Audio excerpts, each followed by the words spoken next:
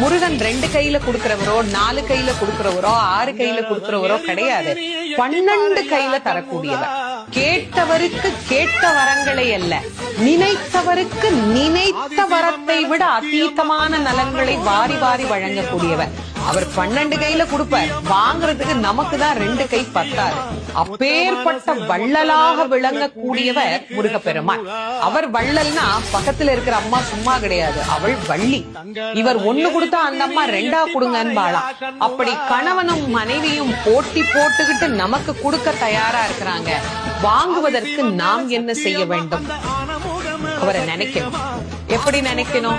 அரை நிமிஷமாவது நினைக்கணும். அரை நிமிஷம் எப்படி நினைக்கணும்? எனக்கு கொடுப்பாரு, எனக்கு கொடுப்பாரு, எனக்கு கொடுப்பாருன்னு நினைக்க கூடாது.